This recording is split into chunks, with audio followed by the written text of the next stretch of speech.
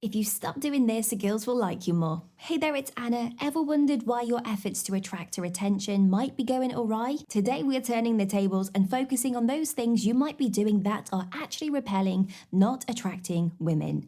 These are common mistakes, but the good news is it's easily fixable. Ready to make a change that could significantly boost how girls perceive you? Let's dive in and find out what you need to stop doing. Relying on cliches. Alright fellas, let's talk about a trap that's easy to fall into when you are trying to woo a lady. Relying on cliches. You know the ones. Did it hurt when you fell from heaven, or are you tired because you've been running through my mind all day? Sure, they might seem like harmless pickup lines, but here's the thing. Women have heard them all before. When you are relying on tired old cliches to compliment her or keep the conversation going, it sends the message that you are not really paying attention to who she is as an individual. It's like you're just going through the motions using the same generic lines on every girl you meet. But here's the secret, gents. Women crave originality. They want to feel like you are seeing them for who they truly are, not just as another pretty face to throw a cheesy line at. So instead of falling back on those worn-out cliches, take the time to craft compliments and conversation starters that are specific to her. Notice the little things that make her unique, the way she laughs, the quirky pin on her jacket, the passion in her voice when she talks about her favorite hobby. Use those details to create moments of genuine connection to show her that you are really listening and appreciating her for who she is. Trust me, when you put in that extra effort to be original and authentic, that's when the magic happens. That's when she starts to see you as someone special, someone worth getting to know on a deeper level. So ditch the cliches and start speaking from the heart. Your love life will thank you for it. Making assumptions about her. Okay guys, let's dive into a mistake that's all too easy to make when you're trying to impress a woman, making assumptions about her. It might seem harmless to assume she's into the same music as you or that she'd love to go to that new sushi place downtown, but here's the thing. When you presume to know what she wants or thinks without actually asking her, it can be a major turnoff. See, making assumptions sends the message that you are not really interested in getting to know her as an individual. It's like you've already decided who she is and what she likes, based on some preconceived notion or stereotype. And let me tell you, there's nothing less attractive than feeling like you are being pigeonholed or misunderstood. Plus, when you make assumptions and you are wrong, it can lead to some pretty awkward moments. Imagine confidently suggesting a steakhouse for dinner only to find out she's a vegetarian, or assuming she's a homebody when she's actually an adrenaline junkie who loves skydiving on the weekends. Talk about putting your foot in your mouth. So, how can you avoid the pitfalls of assumptions and show her that you are genuinely interested in getting to know her? It's simple. Ask questions and then really listen to her answers. Don't just wait for your turn to talk. Actively engage with what she's saying and use it as a springboard for deeper conversation. And if you are unsure about something, just ask. It's better to get clarification than to make a wrong assumption and risk turning her off. Remember fellas, every woman is unique with her own thoughts, feelings and preferences. Show her that you respect and appreciate that uniqueness and watch as your connection grows stronger with every conversation. Over-analyzing texts. We've all been there. You're texting back and forth with someone you like and suddenly you find yourself dissecting every word, every emoji, every punctuation mark. Is she mad because she used a period instead of an exclamation point? What does that winky face really mean? It's enough to drive you crazy. But here's the thing, when you start reading too much into her messages, you are setting yourself up for a whole lot of unnecessary stress and confusion. You are trying to find hidden meanings and subtext that might not even be there, and in the process, you are driving yourself nuts. Plus, when you're so focused on analyzing her every word, you are not really present in the conversation. You are not engaging with her in a genuine, authentic way. You are just trying to crack some imaginary code. And trust me, women can pick up on that kind of distraction and disconnection from a mile away. So how can you break the cycle of overanalyzing and start having more natural, free-flowing conversations? First, take a deep breath and remind yourself that texts are just a small slice of your overall communication. They are not the be-all, end-all of your relationship. Second, try to take her messages at face value. Unless she's giving you clear signs that something's wrong, don't assume there's some hidden meaning behind every word. And if you're really unsure about something, just ask her directly. A simple, "Hey, I wasn't sure what you meant by that, could you clarify?" can go a long way in preventing misunderstandings. Remember, the key to great communication is being present, authentic, and direct. Don't let overanalyzing text trip you up on the path to a genuine connection.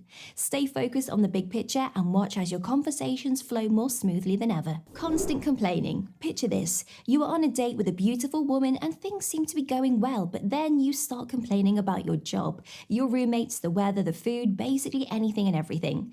Suddenly you see her eyes start to glaze over, her smile starts to fade, and that spark of attraction that was there just moments ago, it's nowhere to be found. Here's the thing, constant complaining is a surefire way to drain the energy and excitement out of any interaction, especially when you're trying to build a connection with someone new. When you are always focusing on the negative, always finding something to gripe about, it sends the message that you are not someone who's fun or pleasant to be around. Think about it. Who wants to spend their time with someone who's always bringing the mood down, always finding the dark cloud in every silver lining? It's exhausting and is definitely not attractive.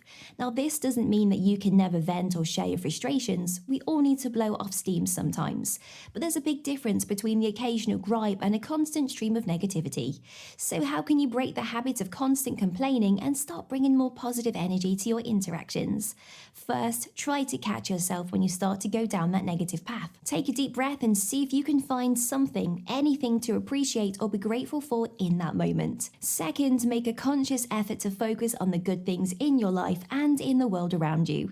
Share those positive observations and experiences with her and watch as her face lights up with interest and engagement. Positivity is magnetic. It draws people in, makes them want to be around you to share in your joy and enthusiasm. So ditch the constant complaining and start radiating that irresistible positive energy. Trust me, she won't be able to get enough. Late replies and flakiness. Alright, let's dive into a bad habit that can really tank your chances with a woman you are interested in. Being late with your replies and flaky with your plans. Now, I know we all get busy sometimes and life can get in the way of even the best intentions. But when you are consistently taking forever to respond to her messages or bailing on plans at the last minute, that sends a pretty clear message about how much you respect and value her time. See, when a woman is interested in you, she's investing her time and energy into building a connection. She's carving out space in her busy schedule to chat with you, to make plans to see you.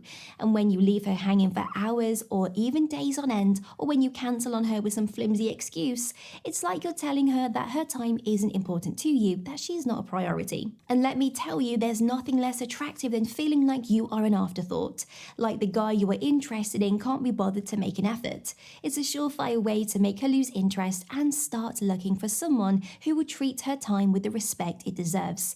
So how can you avoid falling into the trap of late replies and flakiness? First, make a habit of responding to her messages in a timely manner. Even if you can't chat at length, a quick, "Hey, got your message, we'll reply properly later," can go a long way in showing her that you are engaged and attentive. Second, when you make plans with her, stick to them. Barring any true emergencies, show up when you say you will and follow through on your commitments. Show her that when you say you will be there, you mean it. Remember, guys, respecting her time is a fundamental part of respecting her as a person. When you show her that her time is valuable to you, that you are willing to make an effort to be present and dependable, that's when she'll start to see you as someone she can truly count on, both now and in the future. Making everything about sex. Now let's tackle a topic that might ruffle a few feathers but needs to be said: the danger of making everything about sex. Now don't get me wrong, sexual attraction and chemistry are important parts of any romantic relationship. But when you are constantly steering the conversation towards sex or making every interaction with her about your physical desires, it can be a major red flag. See, for women, emotional connection is just as important, if not more so, than physical connection. They want to feel like you are interested in them as a whole person, not just a body to conquer. When you are always bringing things back to sex, it sends the message that that's all you care about, that you're not really invested in getting to know her on a deeper level. Plus, there's a time and a place for sexual flirtation. When you are first getting to know someone, constantly making lewd jokes or sexual innuendos can come across as creepy or even predatory. It's a delicate balance and one that requires a certain level of social awareness and finesse. So how can you avoid falling into the trap of making everything about sex and start building that all-important emotional connection? First, focus on getting to know her as a person.